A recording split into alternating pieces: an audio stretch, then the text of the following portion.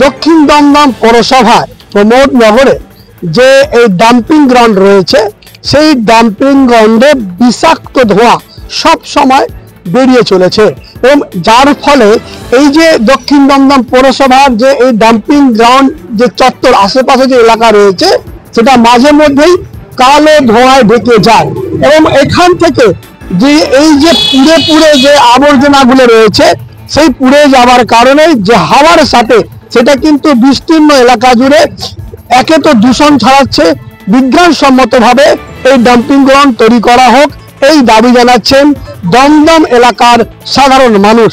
কারণ এই বিষাক্ত ধোঁয়ার জন্য কিন্তু মাঝে মধ্যেই তাদেরকে কিন্তু নানান রোগে আক্রান্ত হতে হচ্ছে, তাদেরকে হাসপাতাল পর্যন্ত ভর্তি হতে হচ্ছে। এলাকার মানুষ যাতে নিরাপদে বসবাস করতে পারেন সেই ব্যবস্থা করা হোক এই দাবি তুলছেন দমদমের সাধারণ মানুষ।